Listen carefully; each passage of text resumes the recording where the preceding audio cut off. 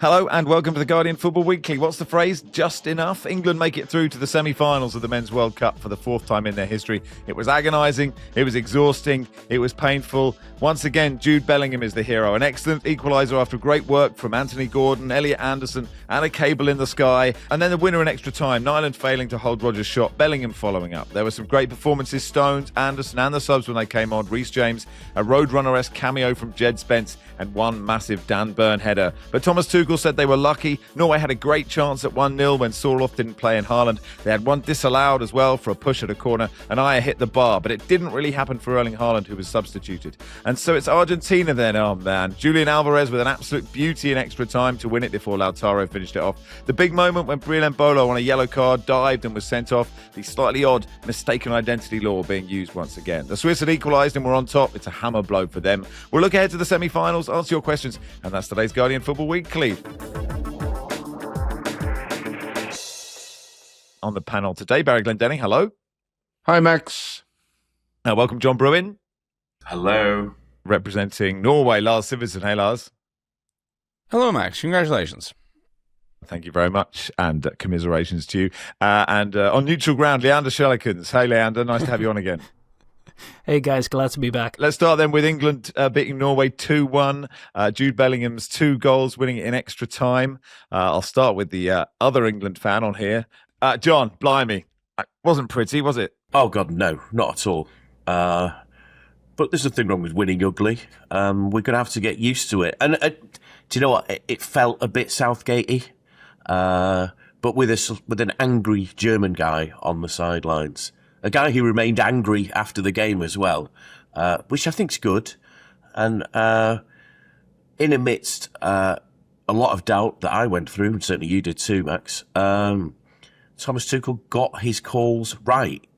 Well, eventually. There was a few that didn't work out, but England rode out a few things that went against them. Clearly, Declan Rice was not fit to play. He's been ill, we're told. And there was a few reshuffles, one of which was, Bellingham obviously is the match winner, but there was a point where Bellingham was pushed back into midfield that he didn't look particularly satisfied with, and it was not satisfactory for England. In came Morgan Rogers, who did a fine job. And then, of course, we had, as you mentioned before, the performance of the greatest living Englishman, Jed Spence. I thought you were going to say Jeff Camera Cable, but we'll get to that. Well, we'll get to that, I'm sure. But yeah, Jed Spence is, I suppose, there's always got to be a cult hero, and that's Jed Spence this time around, hasn't it? And absolutely fantastic. Let's not even call it a cameo performance, a leading role in getting the job done. And yeah, England roll on. We're not sure how, but we got it done. Having said that, and Lars will speak to this, Norway will feel they'd left it out there for them, don't you think? Lars, yeah, I was going to say hard luck to you, Lars. And I don't know if you were robbed or if either side massively really deserved to win that. But before we get onto all the bits and pieces, just emotionally, how are you feeling? I'm extremely proud of the team and what they've done this summer. That's the overwhelming sensation I have. We came into this tournament having never won a knockout game in an international tournament ever. We came into this tournament being grouped with France, who've got the best squad in the tournament, Senegal, who are the best team in Africa, one of the two. So there were so many different versions of this where it could have gone very wrong. We got out of the group, we beat the Ivory Coast, we beat Brazil, and we've gone out against England in a game we were pretty even with you, all things considered. I think that's an incredible performance from the team, and it's been extremely moving to see the way the countries come together. I loved seeing footage from Oslo of tens of thousands of people getting together outside the Royal Palace, not to celebrate really, but just kind of to pay tribute to everything in the summer we've all had. I think that's a wonderful thing to see. For the game itself, at this stage of the tournament, I think it's a game of moments in the way that the game against Brazil was also a game of moments. As much as that was a great victory for us, we did need a world-class performance from our goalkeeper to come through. in the game against Brazil when he saves a penalty early on. We have these things that go for us. And in this game, I felt some of those things went against us. There was that 2-on-1 from Sørloth where he should have tried to play in Holland. I do think I understand what he was trying to do. Sørloth is a pretty left-footed player. He's not super comfortable on his right. I think he couldn't quite see the angle of the pass and just figured he was instead going to use Holland as a decoy to try to get up space for a shot with the left, and it went wrong. But also in the second half, at 1-1, Solbakken makes the subs. We get our other wingers in, Nusa and Bob, and both of those have chances. They get into the edge, into the area. Nusa have a couple of shots. Bob has a couple of raids inside the penalty box. And at this level, you do have to be clinical, and we just didn't take care of those chances when they came around. And instead, we have a mistake down the other end. And I'm not going to have a bad word spoken of Ørjan Nyland, because without his heroics against Brazil, we wouldn't have been in this game. But it's a fact of the matter that is a mistake. So you need margins to go your way, and instead of margins going our way, that wasn't the game that we had. Baz, how's the pherometer? It's high. We are, you, me and John are in the city of New York, Max. Mm-hmm. And yes, the Yankees pitcher, Vernon Lefty Gomez, back in the 30s, 40s, I think he played. He has this famous quote attributed to him, "I'd rather be lucky than good." And I think that's a quote you could, that kind of describes England's progress through this World Cup. They're in the semi-final now. They've played 6 games. I think they've played well for half of 2 of them. A half against Croatia and a half against Mexico. And the rest of the time, they've been bang average at best. And I think they were quite lucky tonight for various reasons. Some involving the officials. But they're through to the semi-finals, so it doesn't matter. If you're being lucky, ride your luck and off you go. But I think they were pretty fortunate. I mean, Thomas Tuchel wholeheartedly agrees with me. He kept stressing in his post-match interview that they were really lucky and their performance was terrible. I'll be honest, I didn't think their performance was as terrible as he seemed to think it was, but it was pretty grim. But they got away with it again. He said, that's a nice feeling, isn't it? He said, there's no mentality problem. This is pure mentality. You can bottle it up and sell it. It's the quality. Overall, we got lucky today. We need to play better. And I guess, Leander, look, we talked about clutch yesterday in Mikel Merino. And this is about Jude Bellingham today, isn't it, for England? It is. I mean, he was incredible. Again, the English have been talking about hero moments and who needs to deliver them and at what time. As the only total neutral here in the room in this match, I think I really enjoyed this very much. There was something epic about this game. It felt like sort of a fight from mythology, like a clash between these incredible athletes that you could almost feel on the Richter scale. Our congratulations should go to Harry Kane for overcoming the Trump curse, which had previously cursed the Knicks and the U.S. team and the American Ryder Cup team, and I believe there's more historical examples available there. I'm almost fascinated with games like this about sort of the narrative tipping points, right? I mean, the game on a knife edge that really could have gone either way. If England loses that, does that suddenly vindicate Gareth Southgate's approach to these matches that we might have seen? Does that make Thomas Tuchel a failure here? Does he instantly lose his popular mandate? Maybe we insert a Keir Radnich joke here somewhere. Or sorry, Keir Starmer. Jesus. We could have a Keir Radnich joke as well, but that would be very niche. Yes. Does Norway then suddenly become the model national team the way we thought of Croatia for a while and Iceland and Uruguay and Belgium? I'm just always really interested in how these things turn out because we just have this habit, right, as the commentariat in football to attach all of this meaning to these outcomes that are really, really very, very close. Yeah, I think you're right. I mean, it is mad, given the tournament that Bellingham is having, John, that there were people who were saying Morgan Rogers should start. And I was definitely, when Rogers was playing brilliantly, I think in that game away in Serbia, I was like, well, he obviously has the shirt. He has the shirt. And Tuchel is brave enough not to. I was definitely saying these things. I can't pretend I wasn't. And Bellingham has just, it's dragging the side through is what he's doing.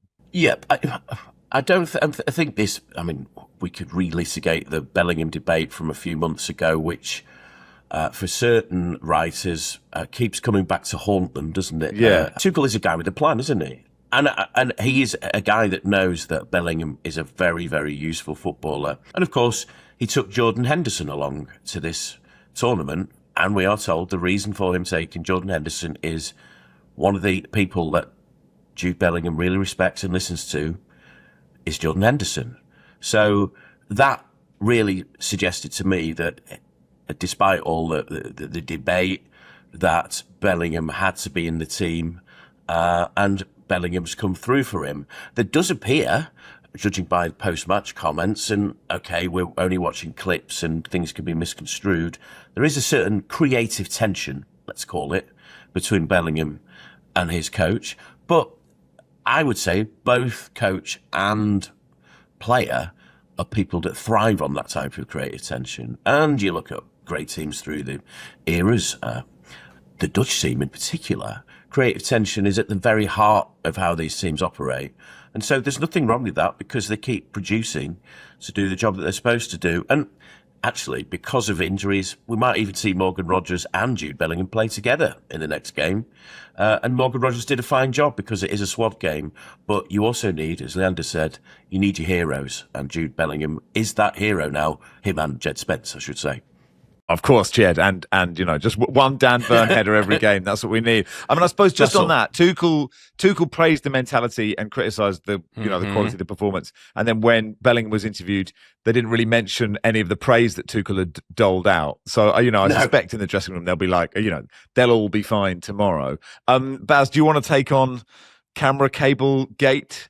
I don't know how many times you've watched this ball rise and then drop slightly differently to Elliot Anderson. Yeah, some people are claiming the ball, this kick out didn't hit the overhead cable.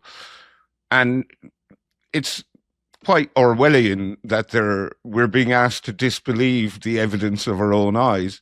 Now, the BBC have this feature on their website, a 3D thing of a 3D showing of games. It's proved useful for two things so far. Once for showing what a monster Dan Burn is when it comes to heading footballs, and two, it shows emphatically that the ball struck the overhead cable, despite what the flat earthers would have us believe. So that means the goal should have been disallowed, England's opener, but it wasn't. And to be fair, Norway had time to adjust and regroup. I don't think any of the players reacted on the pitch. Some of the staff on the Norway bench did. What I find more egregious is when the score was still 1-1 and Christopher Ayer hit the crossbar with a header. When the ball rebounded off the bar, Ezri Konsa blatantly shoved Sander Berge in the back, preventing him from heading in on the rebound.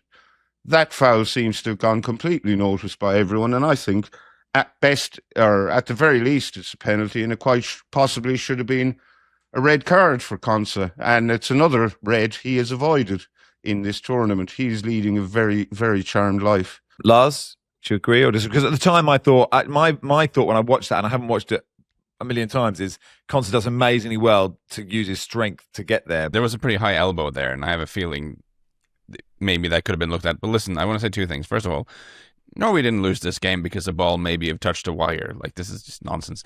But what I want to say, and I feel this quite strongly now, this is the hole that FIFA have dug for themselves, right?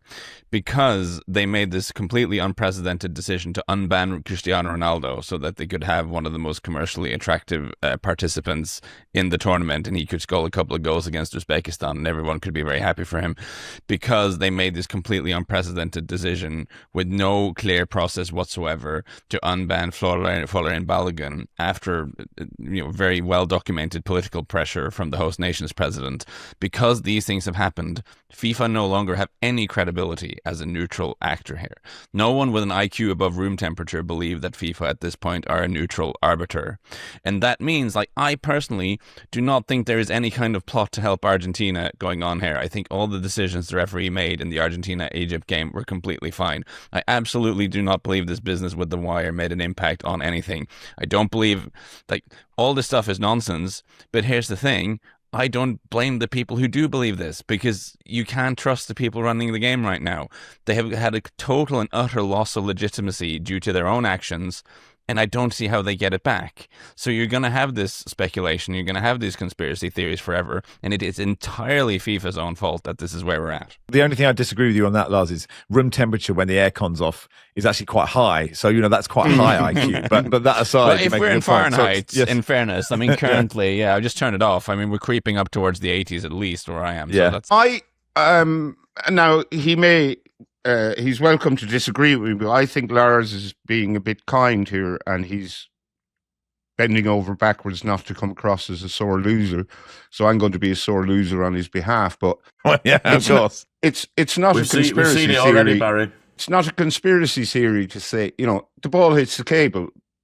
It is, the play has to stop. And Ezra Konsa did shove. I'm pretty sure it was Sander Berge in the back. I didn't dream those scenarios up. They happened. No, you're right. You're right.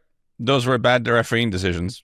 They happen. You have to overcome them as part of football. Don't you think, Barry, that what you're saying also follows into what Lars is talking about, which is that because of FIFA's lack of control that they've caused by making these decisions, everyone is questioning everything in the game and looking for... Mm-hmm.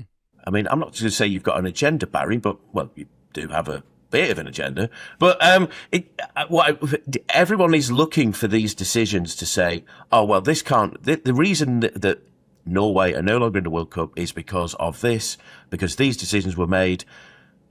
Call me old school, call me a Pollyanna, whatever. I always think that if you are relying on a refereeing decision to win a game, you probably didn't play well enough to win it, and certain decisions can cause these type of things. But Jude Bellingham was always likely to do something big in this game, and stuff like that. And it's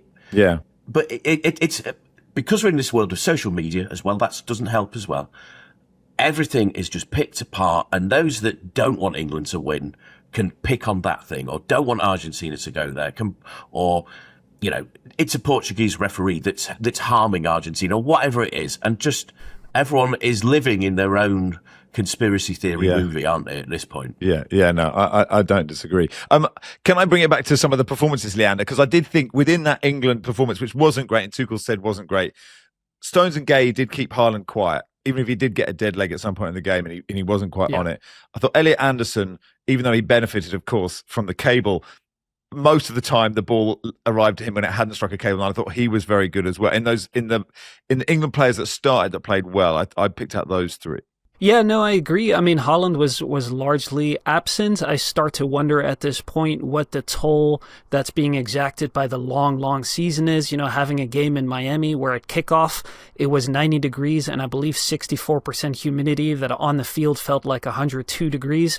And that guy has been putting on shift after shift after shift in this tournament, doing a lot of hard running. Even if he picks his moments, as is well established, to do that running, he does a lot of really, really physical work, right? Against Brazil, he's fighting off Gabriel again, and he puts in hard miles for that team, and he really was hard to spot.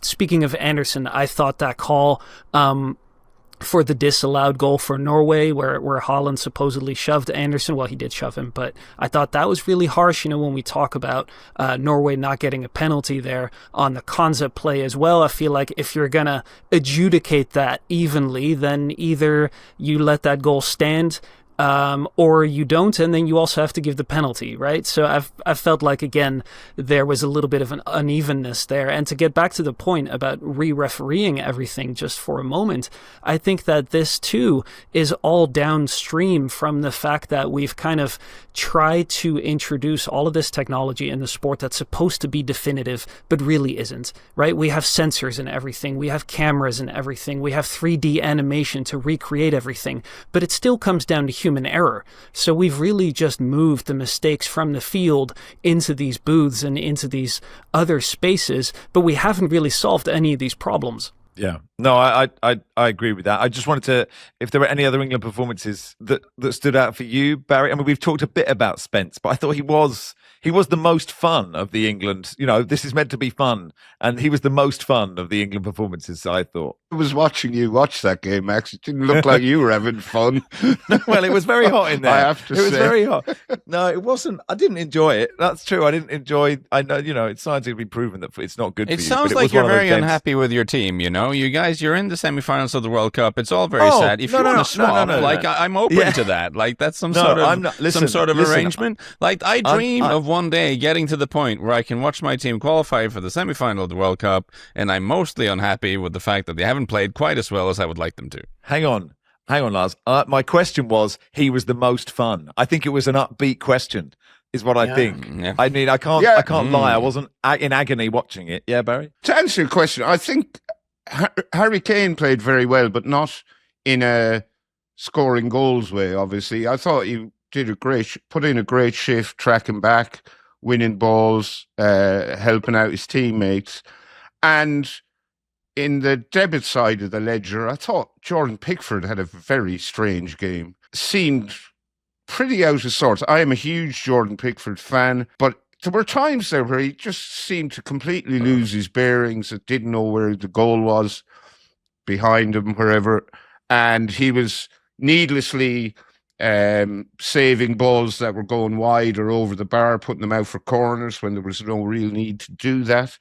And I think he had, by his own very high standards, a bad game, but he got away with it. Leander? Am I the only one who thought that Pickford pulled his hand back on that Skelderup shot/cross that wound up going in? Because if you looked carefully, it seemed like he had his hand up there and he sort of pulled it back at the last moment as if he thought it was going to flash wide of goal or high of goal. I don't exactly know, but it looked weird to me. Yeah, I couldn't tell, Lars, if the shot was intended as I sort of thought it had to be, given how hard he kicked it. Yeah, I don't think, to be honest. So what he said after the game, that it was a bit of both, I think he said, was like, okay.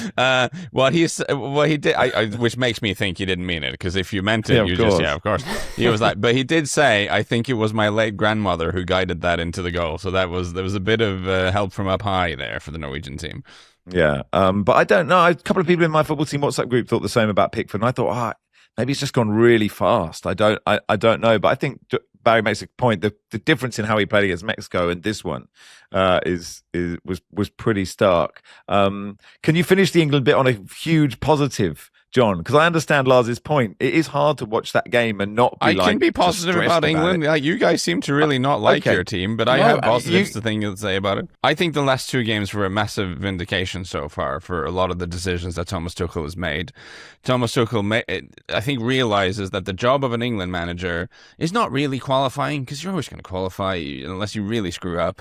It's not even getting out of the group, because you're always going to do that as well, unless you really screw up. The job of the English manager is to prepare them for these knockout games. That happens once every 2 years. How can you do the best in these absolutely pivotal matches? And Thomas Tuchel has had a very clear line of prioritizing team players, or prioritizing team structure, or prioritizing people who think are the right sort, so to speak. That's the one thing he's done. The other thing he's done, he's looked at the 5 different number 10s you guys have, who I think a lot of people in the press would all like to see in the squad and the team at the same time, and realize, actually, we don't need that. What we need is to give the keys to the team to Jude Bellingham, because he's the best one. Those are the two big decisions he's made, and they were both completely borne out in two different ways. The Mexico game, you showed a lot of grit and determination to hold on with the defense there. Even bringing Dan Burn has been vindicated. Dan Burn headed the ball so far at the Azteca, and he did the same here. When we were knackered and the only thing we could try to do is send it long, there was no point, because Dan Burn was there to win every header. Like, you might not like the decisions Tuchel has made. Maybe you feel like you should be playing like Pep Guardiola's Barcelona, because you have so many good players. But the reality is, the job he's been hired to do is to get through these games. And while we got really tired in this game, Norway is actually not a bad team. And you were able to stop us from doing most of the things that we wanted to do.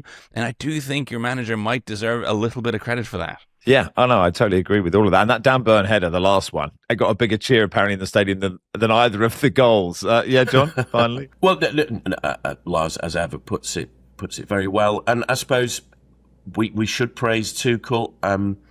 the big complaint made about Gareth Southgate was in-game management, and that's if we're going to say that the strongest suit of Thomas Tuchel, it's in-game management, isn't it? Obviously, he prepares games with a huge amount of depth, but and he's also a guy that backs himself to make the big decisions as well. He won't shy away from making big decisions. He clearly enjoys making those decisions and getting them right, and he's also prepared to rip them up if they don't work. And that's ideal, you'd say, for a tournament team. Yeah, because he made a change at halftime, didn't quite work, and he changed it again. Clement Turpin, no Ivan Barton with the after reviews, is he? And at the height of the tension in extra time, producer Joel heard Wilson and Brewin having a conversation about a tricky train route home. Couldn't make it out exactly, but Wilson said, you could always go through Reading. So I thought we were really feeling the pain of every kick of that second half of injury of extra time. We are live. Remember. Oh, God. No. I'm sorry, John. It's no. We needed something to take our mind off, didn't we? Look, we got live shows. 1st of September, Vicar Street in Dublin. 9th of September, Soho Theatre in Walthamstow. Negotiations have been taking place in a bar in New York. So far, Brewin and Wilson secured. Guardian.co.uk/Football Week, and Barry, I should add, Guardian.co.uk/Football Weekly Live. You can buy tickets for the live stream of the sold-out gig in New York and the London gig as well. And that'll do for part one. England are going to play Argentina in the semi-final because they beat Switzerland. We'll talk about that in part two.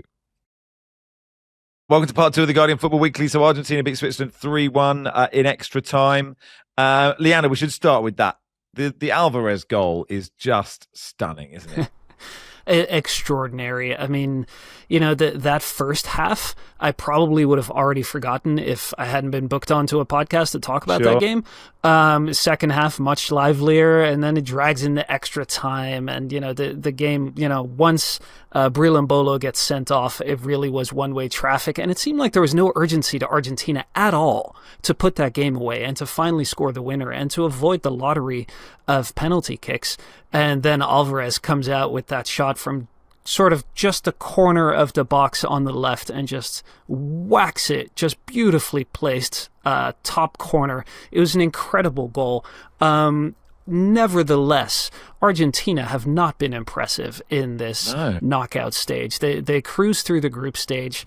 They've now twice given up the lead against Cape Verde.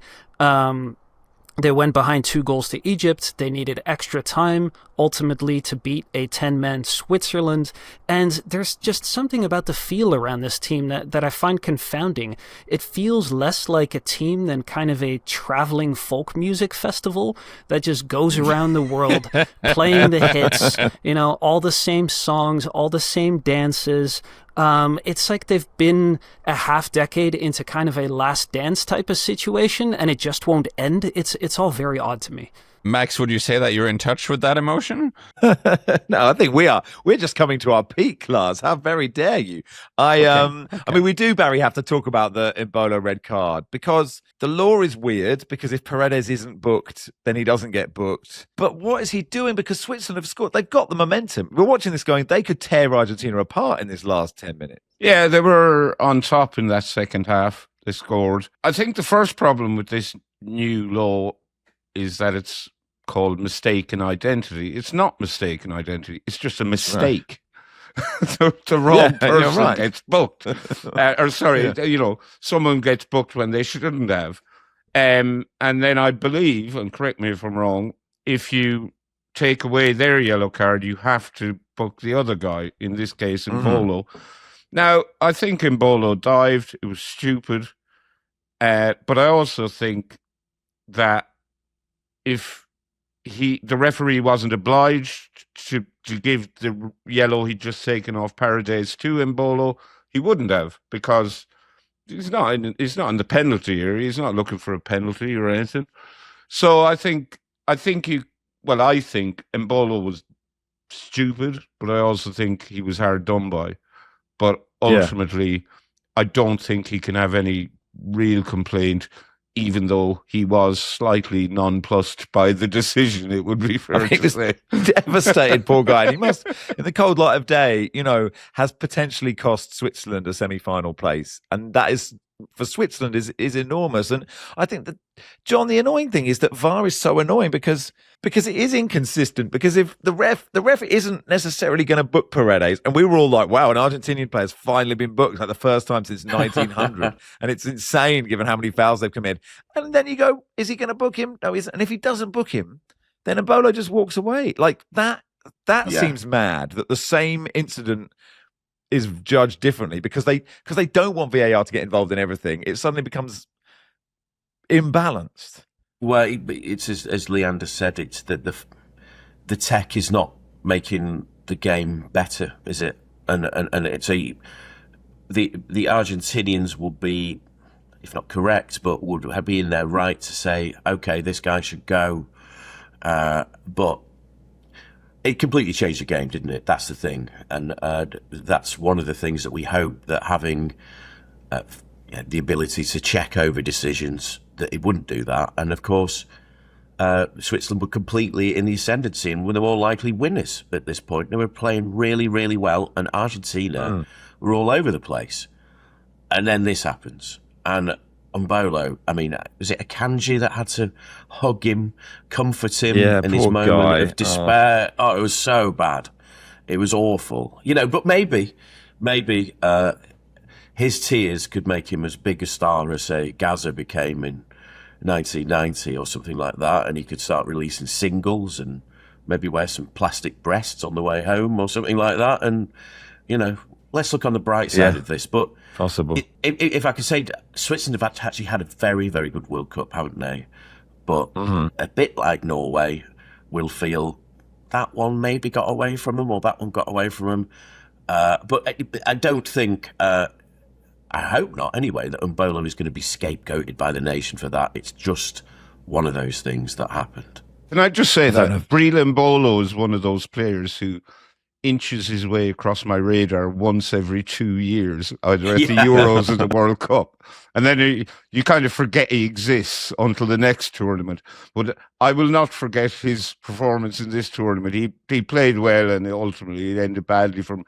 Can I just say as well, I hate that we generally, and I specifically, are spending so much of this podcast talking about referees, VAR, agree decisions. Before this tournament, I was not a tinfoil hat merchant, but that Florent Balogun thing has just completely, I don't know what to think anymore. And I hate that I'm turning into a fucking idiot, basically. Are you looking at are you looking at the chemtrails, Barry? Look at the chemtrails. Start looking at them. No, but it's coming next. That's always been my thing. Listeners will know I've been dismissive, even contemptuous of people who suggest these biases and these sort of things. But the problem is, after the Balogun thing, you can't adopt that attitude anymore, because it's very clear that the authorities are not necessarily neutral here. You're right. It has really ruined everything.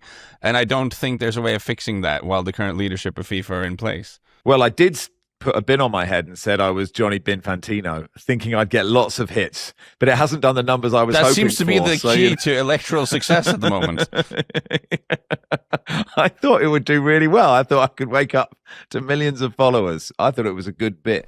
Did you have your hand raised, Leander? I pray it's not about VAR and refereeing, but if it is, it is. There's nothing I could do now. We all keep being handed new angles of the Zapruder film, and we're all trying to solve the JFK assassination just again and again and again.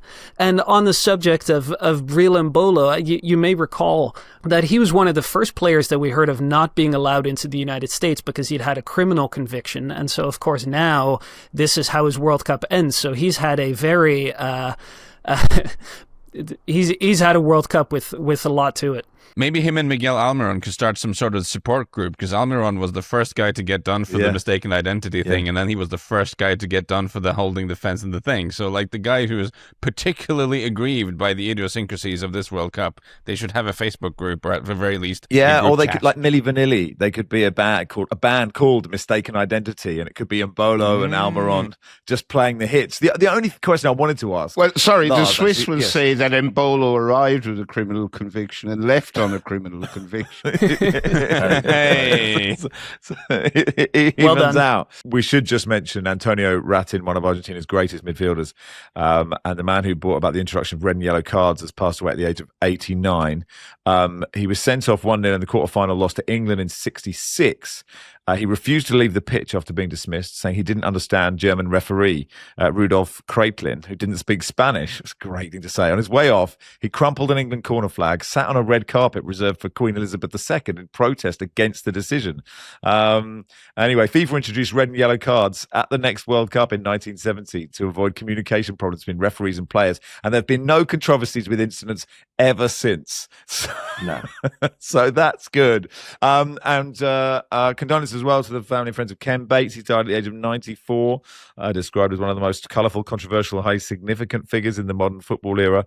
Best known for his ownership of Chelsea for over more than 2 decades. And I think the thing that hit us most was the news about Jayden Adams. There was a minute's silence in both semi-finals today. 25-year-old South African midfielder. He played in all 3 games of this World Cup. The South African Football Players Union wrote in a statement, "We're devastated. We extend our deepest condolences to the Adams family, Mamelodi Sundowns, Stellenbosch FC, Bafana, and all those lives he touched. And we do too. It's incredibly tragic news, and we'll be back in a second." Welcome to part 3 of the Guardian Football Weekly. So the semi-finals of the World Cup, then France v Spain, England v Argentina. The thing is, Barry, on your fearometer, I think France and Spain are looking at that going, if we win this, we've basically done it. That if I were you, I'd be going, we are better than us lot are better than them lot. Well, my advice to the players and all concerned with France and Spain would be to wind your fucking necks in, have a look at how England have got where they are. And I have a very bad feeling about this one. Look, I would say on the evidence of my own eyes, France are the best team left in the tournament, without a doubt. Spain next, England, then Argentina. For me, Clive. So that's my 1, 2, 3, 4. Whoever wins the France-Spain semi-final should win the tournament. Whether they do or not is an entirely different matter. And that's all I have to say about that for the moment. That's okay. Leander, as a neutral? I think what's interesting, especially about that France-Spain game, is that France, newly under Didier Deschamps, who's just completely changed his philosophy, is sort of free form and flowing, and they're just kind of letting their attacking talent figure out where the gaps are and where the spaces are and how to get through opposing teams. And this Spanish team is very mechanical, very meticulous. So that's going to be an interesting one. I would pick France for that one as well. And then Argentina, I mean, just look at how they got here. They keep finding ways to win. They keep escaping. They're one of those teams, again, talking as Barry did about being lucky versus being good. They've absolutely had luck on their side. So I think that's going to be very, very close. And I think I'm going to go with Argentina for that one. Okay. Any strong thoughts, Lars? I agree with the Right Honourable Mr. Glendenning with the Barry rankings. I think the Barry rankings are correct. I concur. I am also left again from the Switzerland-Argentina game thinking, I really don't think Argentina are very good. Like, I don't think they are. Like the Cape Verde game, you think, okay, accidents at the office happen, we can have a night like that. But then again, they're so close to getting knocked out by Egypt, and we're just not good for a lot of that. And then they were quite not very good here. And just as Switzerland was trying to take over, they had that very fortunate incident with Embolo.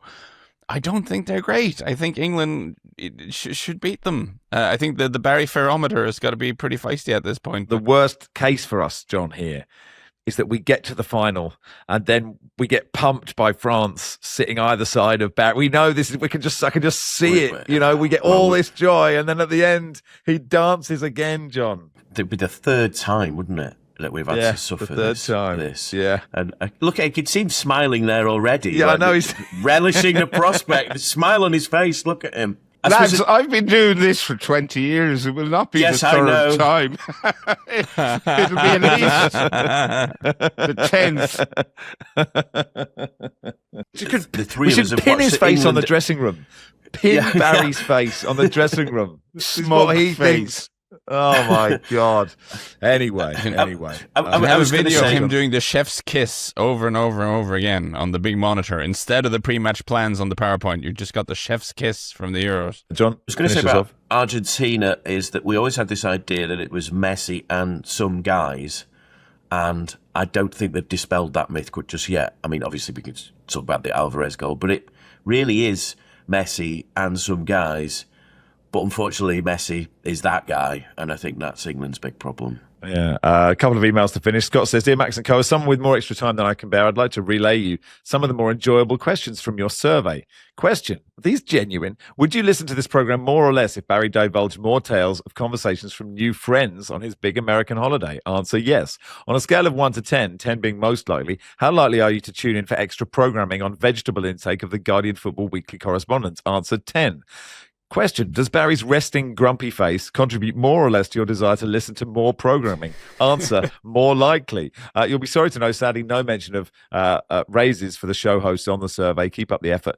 And best of luck with your side gig, Scott, in Seattle. So, yeah, the survey, theguardian.com/FW survey. It takes a couple of minutes. If you're watching on YouTube, there's a QR code for you. So that's nice. And we'll finish with this from Jarlath, who says, Hi, guys. Long-time listener, first time making contact. On an earlier episode, someone said they didn't want the World Cup to end as they listened to your podcast to go to sleep.